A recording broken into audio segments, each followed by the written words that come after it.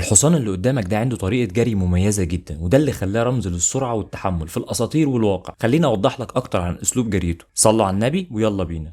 حصان الرهوان عنده أسلوب جري مميز اسمه العدو، واللي بيخليه يجري بخطوات سريعة ومتزنة من غير ما يتعب. الخطوات دي مصممة بشكل طبيعي علشان تقلل من الضغط على رجليه وتحافظ على توازنه حتى على الأرض الواعية. الجسم بتاعه مصمم بطريقة تخليه يقدر يجري بسرعات عالية بتوصل ل 70 كيلومتر في الساعة، لكن الحلو إنه مش بيستهلك طاقة كتير زي باقي الخيول، وده لأنه بيوزع مجهوده بالتساوي بين عضلات رجليه وقلبه الكبير. وبالمناسبة قلبه أكبر من قلب الحصان العادي بنسبة 20%، وده اللي بيساعده إنه يضخ الدم بكفاءة أكتر. رجول حصان الرهوان بتتحرك بشكل متزامن ومنظم، يعني رجله الأمامية اليمين بتتحرك مع الرجل الخلفية الشمال وهكذا، والحركة دي بتقلل الإجهاد وتخليه يقدر يجري مسافات طويلة جدا من غير ما يتعب. ثبات حصان الرهوان وسرعته كانت بتدي ميزة قوية جدا للفارس اللي راكب عليه في الحروب، لأنه كان بيقدر إنه يكون دقيق جدا في ضرباته سواء بالسيف أو الرمح أو السهام. من الحاجات المدهشة جدا إن حصان الرهوان بيتنفس مع كل خطوة بيخطوها، يعني مع كل مرة رجليه بتلمس الأرض الرئة بتاخد شهيق وزفير، وده بيزود كمية الأكسجين اللي بيوصل لعضلاته وبيخليه يستمر في الجري لفترات طويلة. طريقة جري حصان الرهوان مش مجرد سرعة، ده فن متكامل ربنا سبحانه وتعالى أبدع فيه. هتلاقي فيه المزيج ما بين القوة والمرونة والتحمل، وده اللي خلاه فعلا أيقونة في عالم الحيوانات. السؤال هنا بقى، إيه الحصان اللي أسرع من الرهوان؟ اكتبوا لي في التعليقات، ومش محتاج أفكركم صلوا على النبي واعملوا لايك وشير عشان يوصلكم كل جديد. أشوفكم الحلقة اللي جاية، سلام.